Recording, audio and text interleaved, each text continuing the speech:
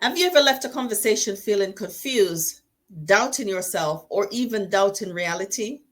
If this happens to you, you may have been dealing with a narcissist.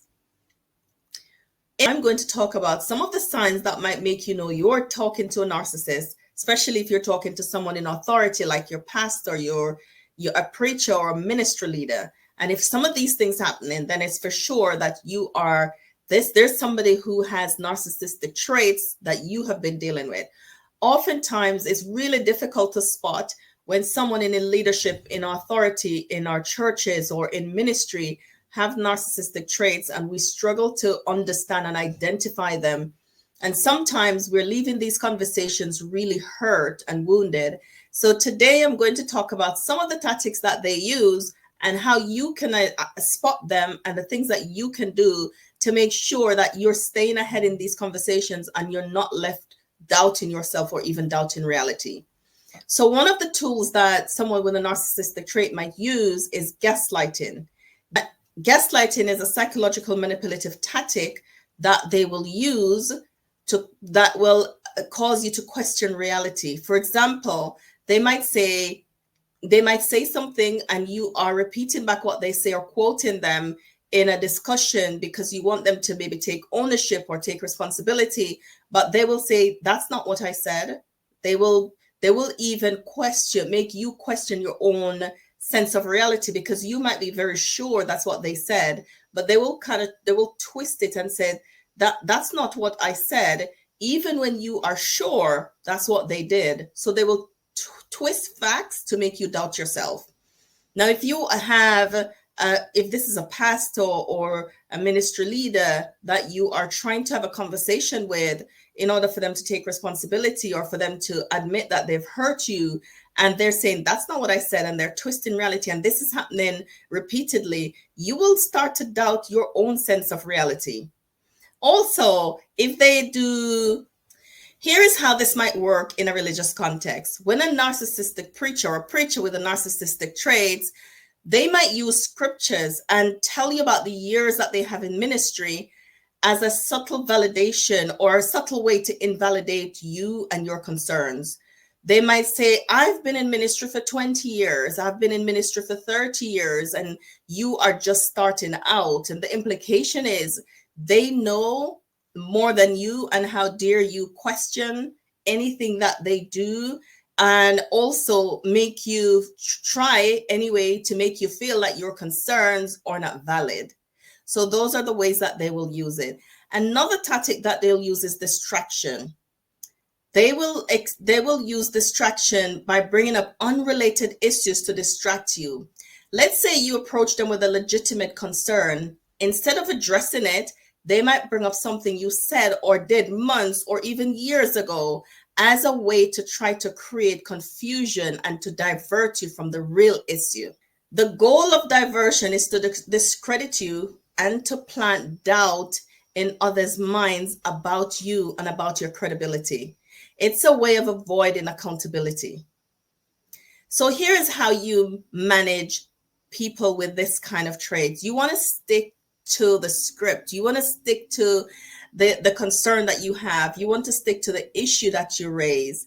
So before you engage on any point or address anything, you want to try to, talk to somebody who understands what you're saying. Talk to somebody who understands what the concern is. Practice with yourself. So before you engage, decide on the main point that you want to address and stick to that so that they don't derail the conversations. Whatever the issue is, and they will say, when you present that issue, they say, well, you've done these many things this year, and how dare you come to me about that? Then, you want to say, we can talk about that later, but right now, the issue I want to keep to is this issue, the one that you brought to them. Stay emotionally grounded.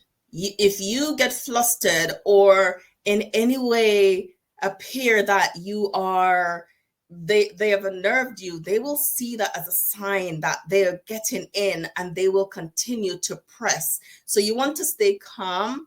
You want to learn strategies to regulate your emotions before you have the conversation.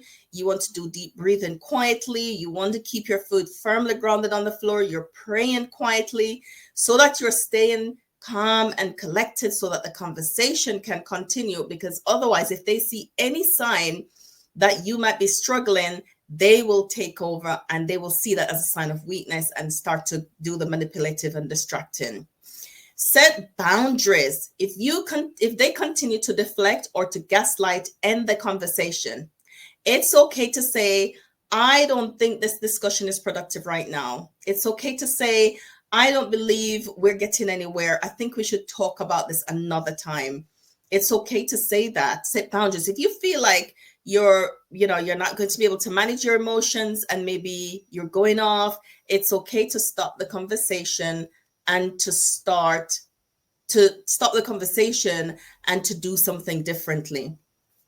Now, here's a scenario. Imagine you've raised a concern about how a discussion was made or how something happened. Instead of addressing it, your pastor or ministry leader might say, I've been doing this for decades. You are new. You do not understand how things work around here. Stick to the point that you brought. Understand, you can say, understand your experience. I'm asking about how the decision was made and how it aligned with the overall vision of the organization or how it's going to affect our team. An unrelated, if they bring up issues that are unrelated, say that's a separate matter. Let us focus on the original question. Let us focus on the original question that we brought here. How is this going to benefit the team overall? I know how intimidating it is to deal with leaders in this way. I was speaking to someone last year and they said, our whole church has been in a state of trauma for years because of years of having leaders with narcissistic traits. And so when we're in that situation, it might feel like everybody's attacking them, everybody's attacking each other. But remember, if you are the person who is the voice of reason, if you're trying to bring everybody back, if you're trying to bring healing and cohesion in your church or in your ministry, I want to encourage you to keep going. The Bible says in Proverbs 15 verse 1 that a gentle answer turns away wrath, but harsh words stirs up anger. So it's important that when you are speaking with them, when you are addressing concerns, when you've seen certain manipulative tactics and you want to speak to it, that you stay calm. Because as you stay calm, you are staying in control of the situation. You're not allowing yourself to be diverted, and you're not going to allow an emotional reaction to the gaslighting. Even though it might stir up feelings of anger, you're not going to allow yourself to do that. Now, if you have dealt with someone like this before, share your stories in the comments. Let us know how you manage to deal with someone in a situation like this. How did you manage to maintain boundaries, to keep your calm, and to stay focused on the issue at hand? If you found this to be helpful, like and share and subscribe for more tips on navigating difficult relationships with wisdom.